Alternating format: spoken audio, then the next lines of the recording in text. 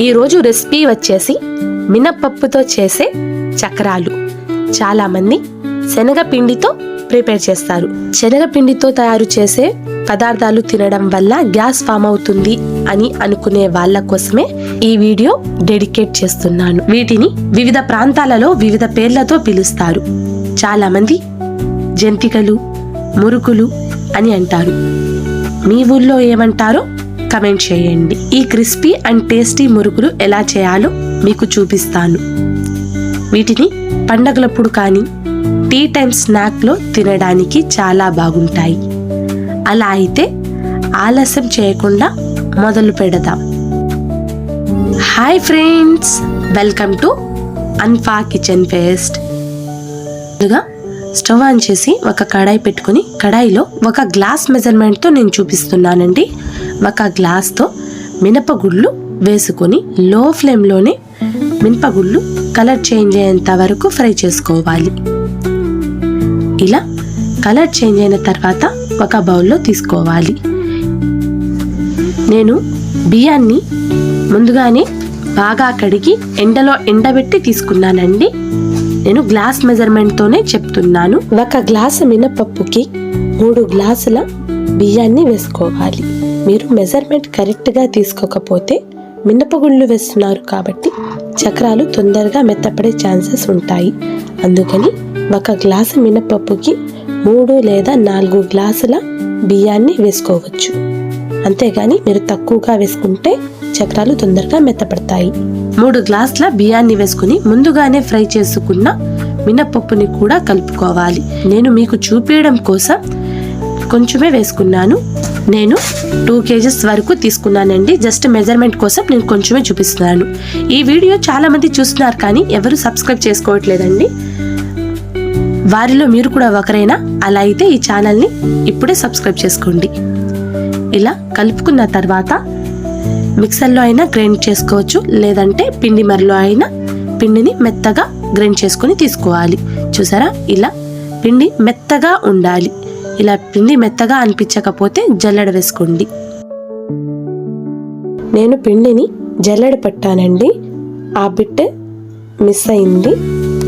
మీరు జల్లెడ పట్టుకోండి. ఇలా జల్లెడ పట్టుకోవడం వల్ల పిండి సరిగా అవ్వకపోతే జల్లెడలో వస్తుంది. చక్రాల కోసం పిండి ఎప్పుడైనా మెత్తగా గ్రైండ్ చేసుకుని తీసుకోవాలి. 1/2 కప్పు నువ్వుల్ని లో ఫ్లేమ్లో బాగా చిటపటలాడేంత వరకు ఫ్రై చేసుకొని ఒక బౌల్లో వేసుకోవాలి. ముందుగానే తీసుకున్న పిండిలో 3 స్పూన్ సాల్ట్ వేసుకోవాలి. నేను తీసుకున్న పిండికి 3 స్పూన్స్ అయితే సరిపోయిందండి. తీసుకునే పిండిని బట్టి మీరు సాల్ట్ని చూసుకుని అడ్జస్ట్ చేసుకోండి. ఇందులో 3 స్పూన్స్ కారాన్ని వేసుకుంటున్నాను. 1 స్పూన్ వాముని కొంచెం చేతిలో వేసుకుని క్రష్ చేసినట్టు చేసుకుని వేసుకోండి. ఫ్లేవర్ చాలా బాగుంటుంది. లేదంటే మీరు డైరెక్ట్గా అయినా వేసుకోవచ్చు, కాకపోతే అంత ఫ్లేవర్ఫుల్గా అనిపించదు. 1 స్పూన్ జీలకర్ర, ముందుగానే ఫ్రై చేసుకున్న నువ్వుల్ని కూడా వేసుకోవాలి. 4 స్పూన్స్ గీని కొంచెం వేడి చేసి వేసుకుంటున్నాను. మీరు ఈ ప్లేస్లో ఆయిల్ అయినా యూజ్ చేయొచ్చు, కాకపోతే మీరు ఏం యూజ్ చేసినా కానీ కొంచెం వేడి చేసి తీసుకోండి. ఇప్పుడు ఇవన్నీ పిండిలో బాగా కలిసేలాగా కలుపుకోవాలి.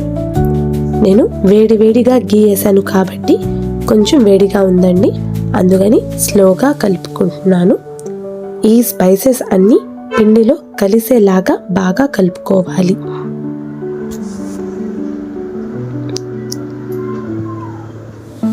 ఇలా బాగా కలిపిన తరువాత 2 చేతులతో పిండిని కొంచెం రబ్ చేసినట్టు కలుపుకోవాలి. ఇలా కలుపుకోవడం వల్ల ఎక్కడా గడ్డలు ఉండవండి. చేత్తో ఇలా గట్టిగా వత్తి చూస్తే ముద్దలాగా ఫామ్ అవ్వాలి. ఇలా ముద్దలాగా ఫామ్ అవ్వకపోతే మరో స్పూన్ ఘీ వేసి బాగా కలుపుకోవాలి.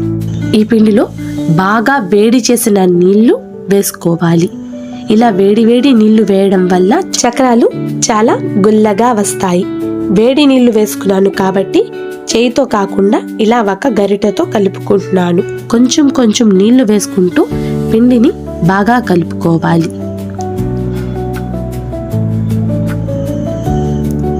ఈ వీడియోని లైక్ చేసి మన ఛానల్ని సబ్స్క్రైబ్ చేసుకుని పక్కనే ఉన్న గంట సింబల్ని క్లిక్ చేయండి.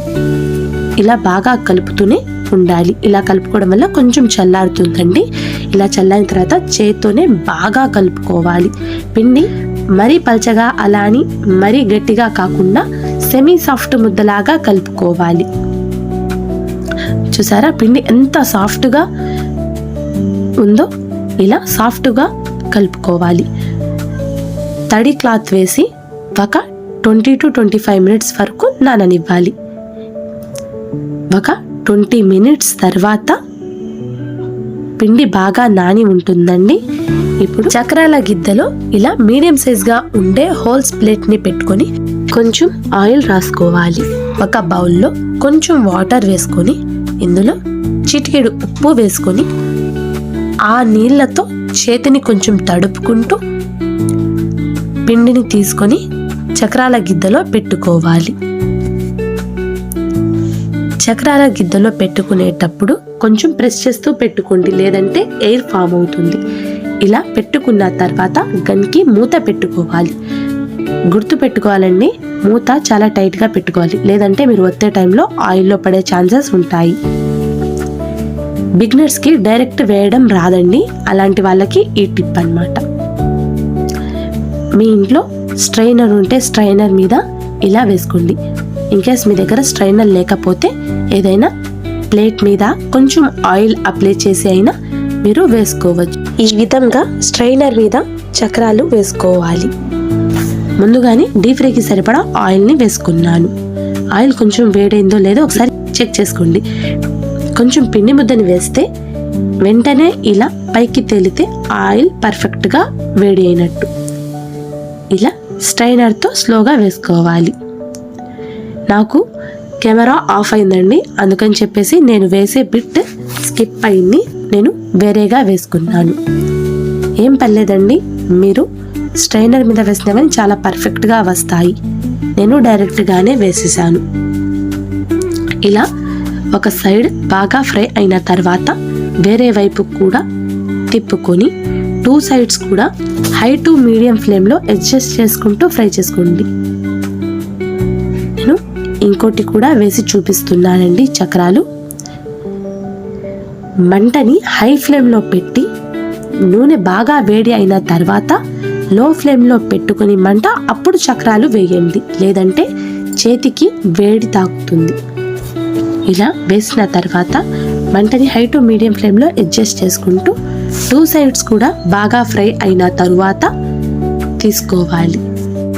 అంతేనండి, పిండి వంటలు అంటే చాలా హడావుడి పడుతూ ఉంటారు కదా. నేను చెప్పిన ఈజీ మెథడ్లో మీరు కూడా ఇంట్లో ట్రై చేయండి. ఇవి 1 or 2 hours పాటు అలానే వదిలేసి 2 hours తర్వాత ఏదైనా ఎయిర్ టైట్ జార్లో స్టోర్ చేసుకుంటే ఎన్ని రోజులైనా అసలు మెత్తపడకుండా చాలా క్రిస్పీగా ఉంటాయి. మరో వీడియోతో కలుసుకుందాం. Thank you for watching.